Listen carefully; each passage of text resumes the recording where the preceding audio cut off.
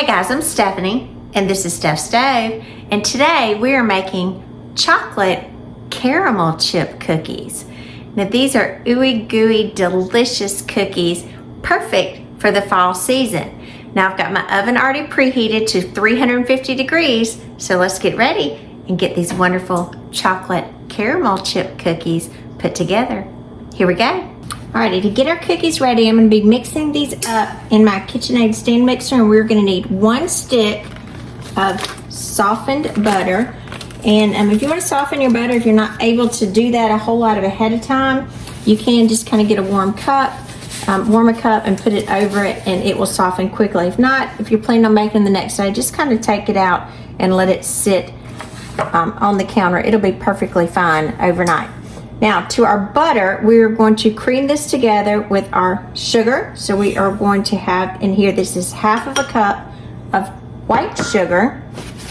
Wipe my hands off from the butter. And then we're also going to be adding some brown sugar to this, to our cookies. This is 3/4 of a cup of light brown sugar. And it was packed. I just kind of sifted it through. So we can have that. So let me drop my stand mixer and let's go ahead and get this just mixed together nicely. Now after this comes together, we are going to add some eggs. So I'm going to go ahead and crack my egg. As always, I really prefer to crack my eggs in a separate container.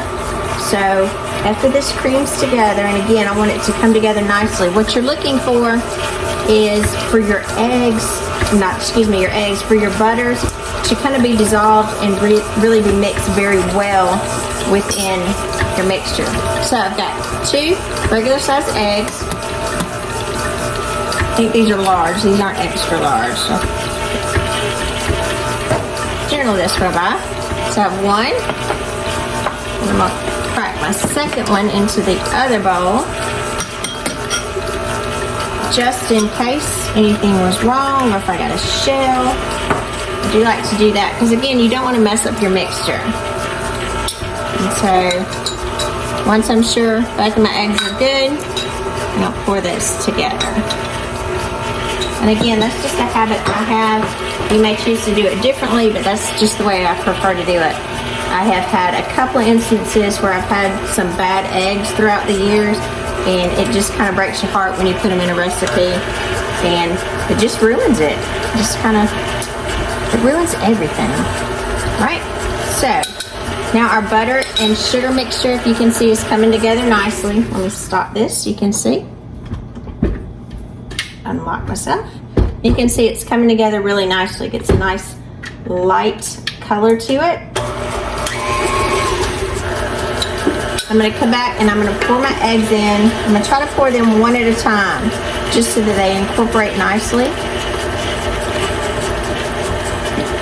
So one of them is, and to figure out when that they're completely incorporated, when you can't see any more of the yellow and it's absorbed into your mixture, it's incorporated. So that's a good portion there. It's kind of a good rule of thumb. And see, our mixture comes kind of nice and it's coming together much more fluid at this point with the eggs, and it's getting a little bit more creamy at this point. So now we're going to start adding our dry mix. So let me move over just a minute and we'll add our dry. Alrighty, our butter and sugar mixture has been coming together nicely. And I'm going to come in and I'm going to add a teaspoon of vanilla extract to it. Let that blend together. And while that's blending together, I apologize, I had to pause because I had to go get my sifter out. Now this is something that I prefer to do. I'll pull you down just a little bit farther over here. And I thought I had my sifter out, but I didn't. It's just my old-fashioned sifter here, and I love when I'm adding dry ingredients to sift them together. But this is 1 1/2 cup of all-purpose flour. I'm going to get all of this into my sifter. This is 1/2 a cup of Hershey's cocoa.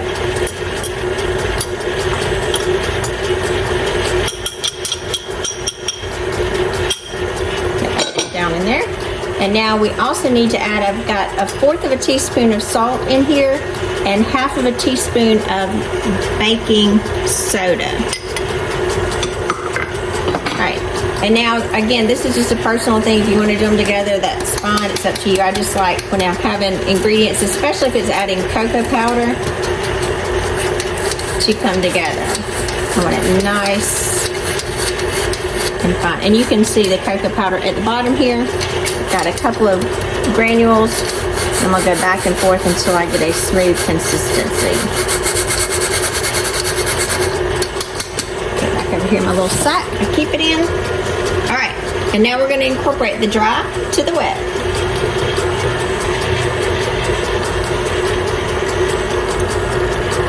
Pause it just for a second. Looks like I got a little bit over there.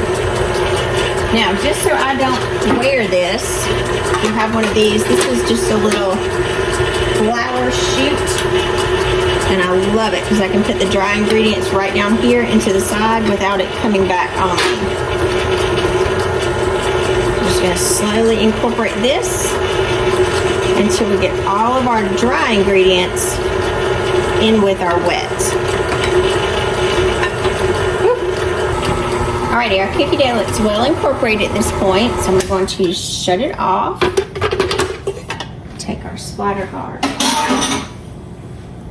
Just lift it up. That beautiful, rich, chocolatey looking cookie dough. Isn't that some pretty stuff? Alright, we get this over here so you can see it nicely. All right, at this point we need to, I'm gonna scrape all of this off, or as much as I can get off. You do not want to add the chips in the mixer. That's something that you always want to do by hand because they're a little bit more delicate and you don't want them broken up. You want them to remain, you know, in their original capacity, in their whole chip-like form. Until when they get in the oven, then they can melt and be delicious. All right. So the next thing we're going to add is the caramel chips. And if you've ever seen these, or if you've never seen these or purchased these, Nestle makes these, and I'm sure there's other brands as well, but these are just caramel chips. Usually about 10-ounce package, but I think they've adjusted this. It says 9-ounce now. It used to be 10. Everything seems to be a-changing.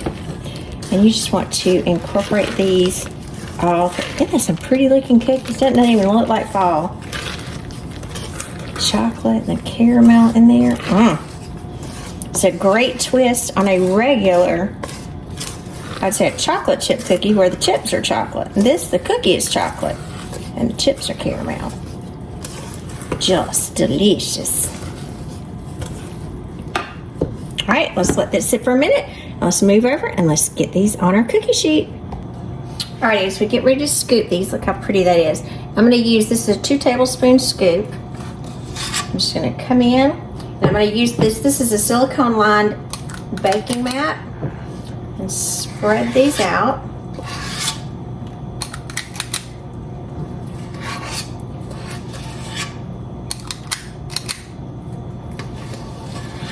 Now, if you didn't want to use these, like I said, you could just scoop these out your favorite size you want. You can make these bigger. You can make them smaller. Obviously, if you make them smaller, you'll end up with a lot more cookies. I just think this is a good size here, this 2 tablespoon size. These are not jumbo. These are just perfect in my opinion.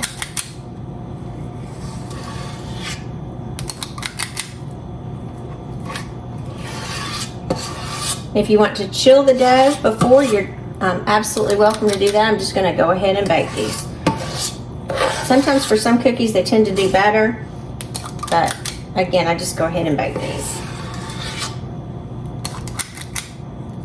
All right, now this makes 12 in this first round, and I'll probably get another dozen out of these.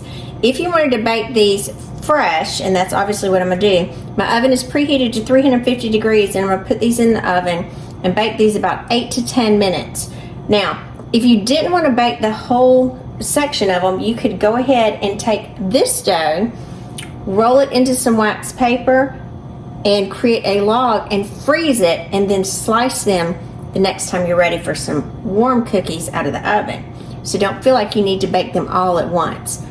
Absolutely do not. You could bake some and save some. These are fixing to go in the oven. So again, they're in a 350 degree oven. I'm gonna pop these in. They're gonna go in for 8 to 10 minutes.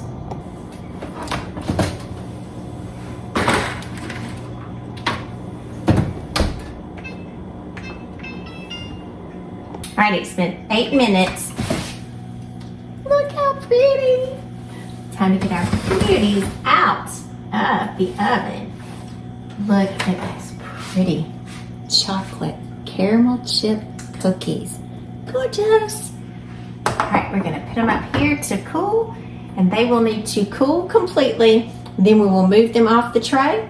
So let's give them a few minutes to cool, and then we'll be ready to taste these beauties. Alrighty, these came out of the oven. I just went ahead and put these on my wooden chopping block first while they were coming out. And then you do want to transfer these to a wired cookie sheet so that they can get some air circulating under them. The cookies will, like if you press them a little bit, they will look a little softer. And when you originally take them out, the edges will be a little crunchy, but this is exactly the way you would want them. Like there's a little soft consistency there, and these will firm up just a little bit while they continue to cool, but that'll give us that nice fudgy, chocolatey, soft center that we're looking for in a perfect cookie, and also the crunchy edges. So these will continue to firm up while they cool. So we're gonna give them a few more minutes to cool, and then I'm ready to eat them. Now these have been cooling for about 10 minutes. And let me show you one of the favorite things I like about using a silicone baking mat when I'm making cookies. My cookies are nice and cool. I'm gonna give it a slight twist. And look at that. Perfect. No residue, and they are beautiful every time. Look at that gorgeous bottom. I'm Stephanie, and this has been Steph Stove. For today, we made chocolate caramel chip cookies. And just look at that bottom. Perfect, beautiful cookie. Look at that. Look at that inside. Gorgeous. Love it. And nothing in the world goes better with a cookie than a cold glass of milk. Now, yes, I put ice in my milk. It's just the way I like it. I like it extra cold, but